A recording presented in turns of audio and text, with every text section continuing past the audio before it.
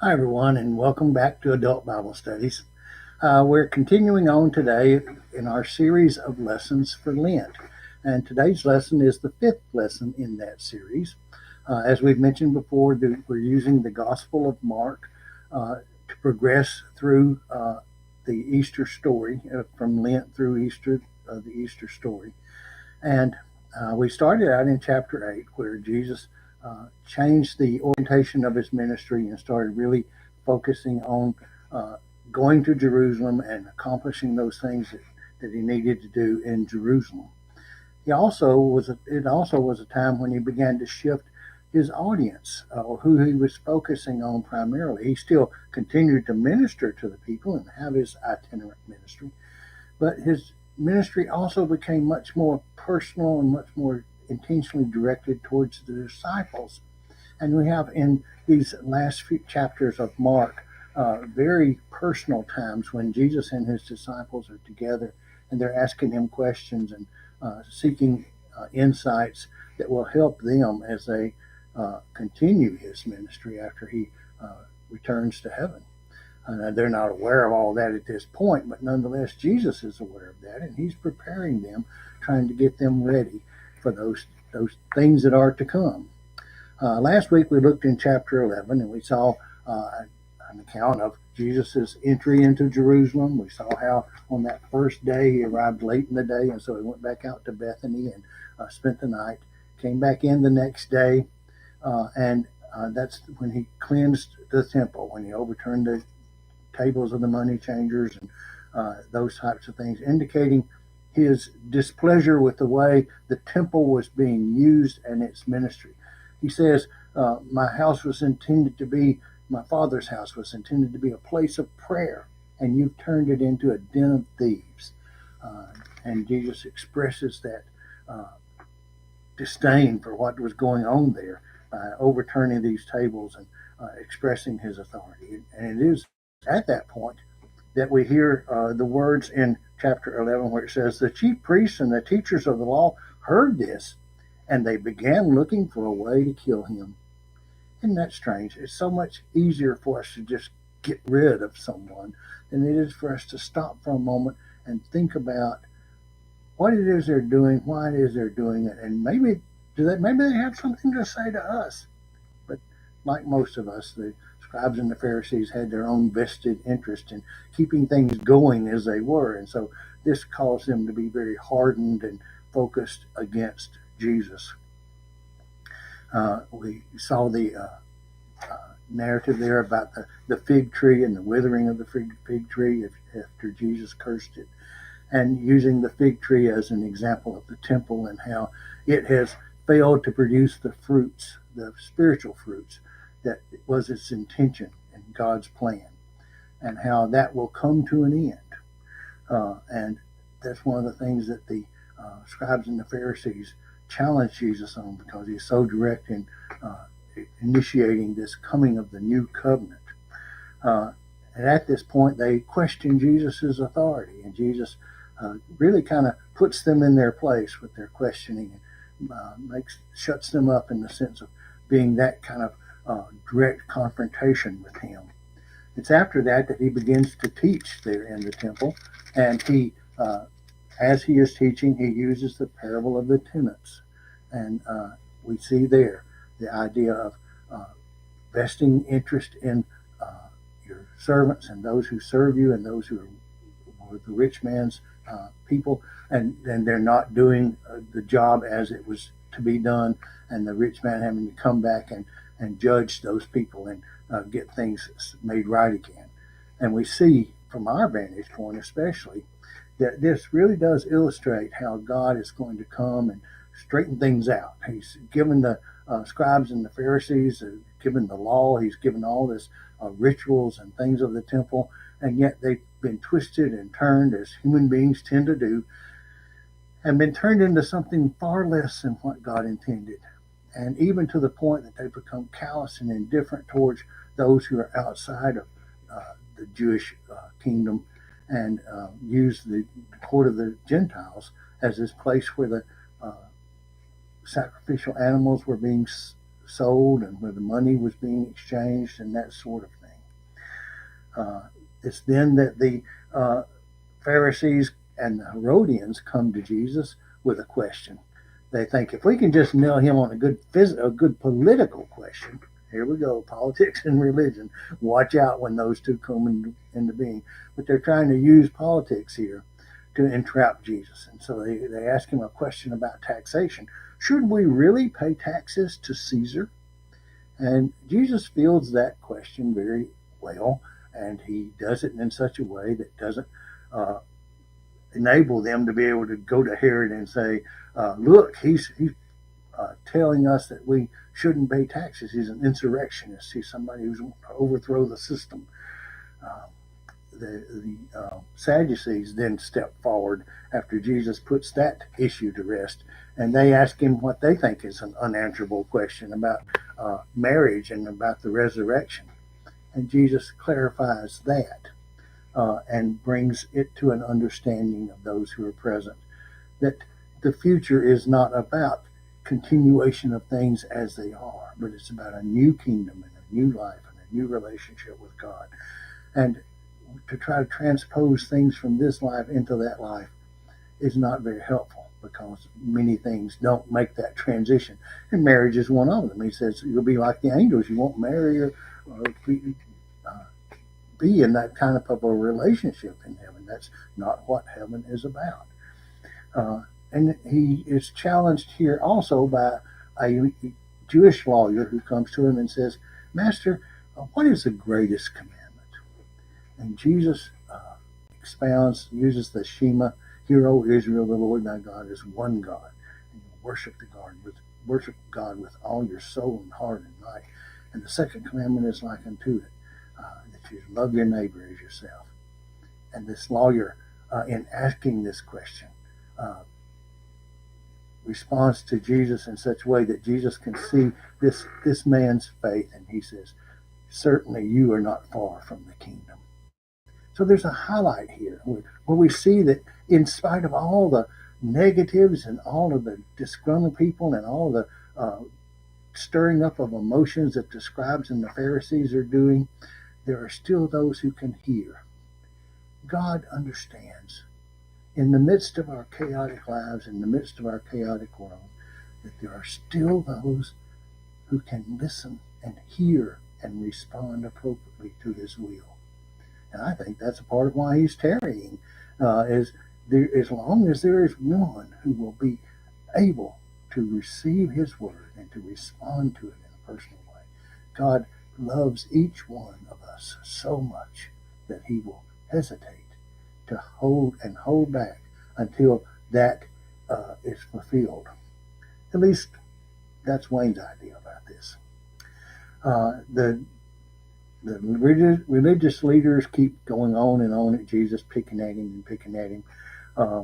Finally, this section in chapter 12 ends with Jesus standing and observing people giving their offerings. And he sees the widow who comes and gives her mite.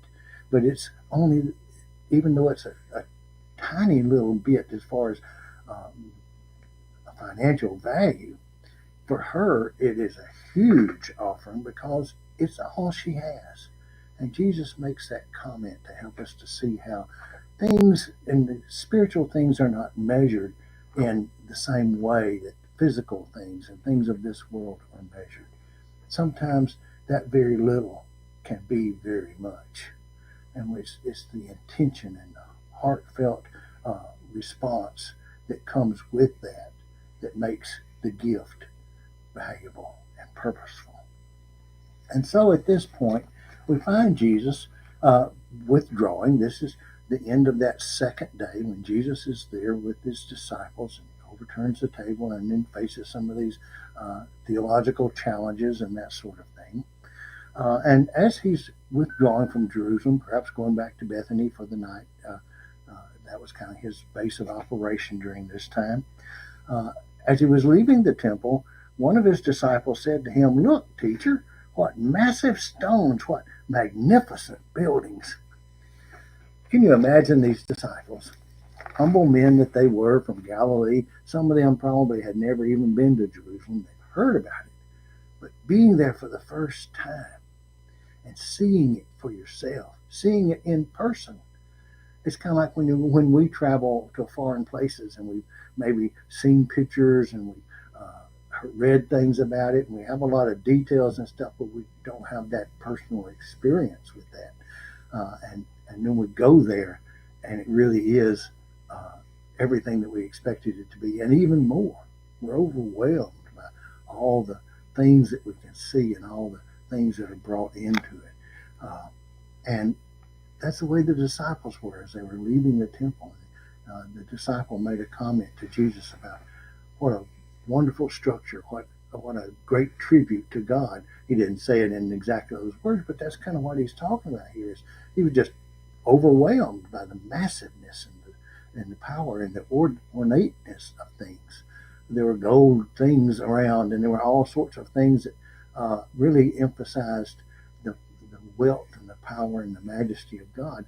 And he was overwhelmed by that. And Jesus uses this as a teaching moment. And he says, be careful. Be careful that you not get so caught up in these outward things that you miss the point of what really is most important. Keep your focus on God and on his kingdom, and the things of this world will fall into place. Here's what he says in Mark chapter 13, verses 5 through 8. His response to that disciple's comment. Watch out that no one deceives you. Many people will come in my name saying, I'm the one. They will deceive many people. When you hear of wars and reports of wars, don't be alarmed. These things must happen, but it isn't the end yet. Nations and kingdoms will fight against each other, and there will be earthquakes and famines of all sorts of places. These things are just the beginning of the sufferings associated with the end. Jesus says, there's a lot of things that you're going to see that's going to make you think about God's power and how God, as the creator, will bring creation to an end, bring it to a termination, and how that's all part of God's plan. But beware, be careful, because along the way there's going to be all kinds of people who are going to piggyback on this idea of the end times, and they're going to try to use that sense that they have some kind of special knowledge or understanding to get you to listen to them and to follow their ministry or their teachings or whatever. And it just isn't that way. Keep your heart and mind focused on God and on his will and on his plan. Understand that things are going to happen. There's going to be natural disasters, there's going to be war, there's going to be famine, there's going to be genocide, where people try to destroy other people, other whole groups of people. There's going to be all kinds of suffering that will take place in this world. And while those things are bad, and while those things are not within God's will, those are not signs that God is bringing things to the end. God is not doing those things. Those are this world and how it implodes upon itself because of its selfishness and self-centeredness. These things are just the beginnings of the sufferings. And then we go on to verse 28. We skip over a section here. And in verse 28, we hear Jesus teaching again. Learn this parable from the fig tree. There he is, using the fig tree again. We talked last week about how the fig tree was often an illustration of Israel and of the people of God. After its branch becomes tender and it sprouts new leaves, you know that summer is near. There are things you can notice about the fig tree that help you to understand that spring is coming. In my yard, I planted a few fruit trees this year, and they're just little twigs, really, with a good root ball to them.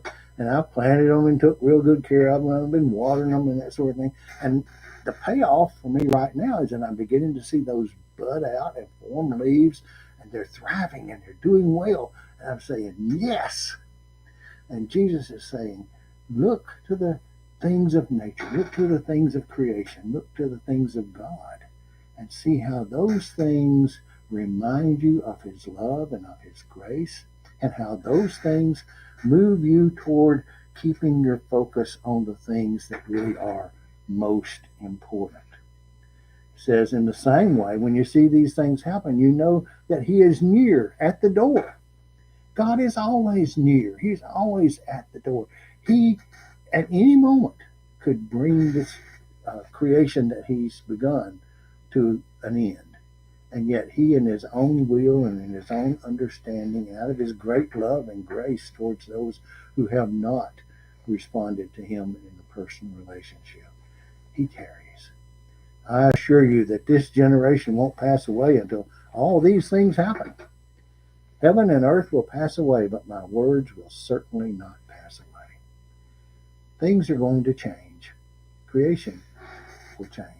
Life will change. People will change. Situations will change. But the things that are consistent and steadfast and trustworthy are the things that God has shown us about Himself. He is true. He is just. He is righteous. In Him, there is that stability that we don't find in this world. He goes on and he talks here about, again, leaning towards false prophets, perhaps leading towards these scribes and Pharisees and the way that they are trying to maintain the religious system of their day. He says, nobody knows when that day or hour will come. Not the angels in heaven and not the Son. Only the Father knows. Anyone who tries to tell you the end is coming, it's, get ready, is telling you falsely. No one knows. Instead, what you need to know about the end of time, what you need to know about God's returning, what you need to know about the end of God's plan for you and for the world is that it's coming, and that you keep that in the back of your mind to maintain a sense of urgency and a sense of the importance of spiritual things versus things of the world. Watch out. Stay alert, he says. You don't know when the time is coming. It is as if someone took a trip, left the household behind, and put the servants in charge, giving each a job to do and told the doorkeeper to stay alert. Therefore, stay alert. You don't know when the head of the household will come, whether in the evening or at midnight or when the rooster crows in the early morning or at daybreak. Don't let him show up when you weren't expecting and find you sleeping. What I say to you, I say to all. Stay alert. From our vantage point, we can read these passages and we can see how Jesus is planting little seed thoughts in the hearts and minds of His disciples. Stay alert. And just the next day, Jesus takes Peter, James, and John to the Garden of Gethsemane to pray with Him. And after He prays, He comes back to them. And what does He find? He finds them sleeping. And He says to Peter, couldn't you have prayed with me just 1 hour? Couldn't you have been steadfast? And He's warning them how important it is to stay focused on those things that really are most important. Listening to God and allowing Him to guide and direct. The rooster crowing, the example that He uses there, Peter's denial of Jesus when the rooster crowed, and all the things that are a part of this, and how it's all beginning to fit together. And Jesus is beginning to show His disciples the vision of what is to come, preparing them for the fact that even though some bad things are about to happen, even though He didn't say it to them in this way, but even though I'm fixing to be crucified and killed, and then I will rise again, even though that's going to be a terrible thing that's really going to shake your foundation, be aware. God has a plan, and it's all part of God's plan. These things must happen for the end to come. Understand that the church is to be God's people, and we are to stand fast and be with Him and wait and work toward the coming of His kingdom. We have a purpose, we have a goal, we have a plan. And God's plan is, as our lesson title emphasizes today, right on time. God, in His own majesty and wonder, knows just that right moment. And in the meantime, you and I accept the calling that we have in our individual lives. We take those tasks that God has given to us and we take them seriously. We share with others our faith and we work together on tasks that touch people in the name of God and that help them understand that God loves and that God cares and that God is actively involved in their world.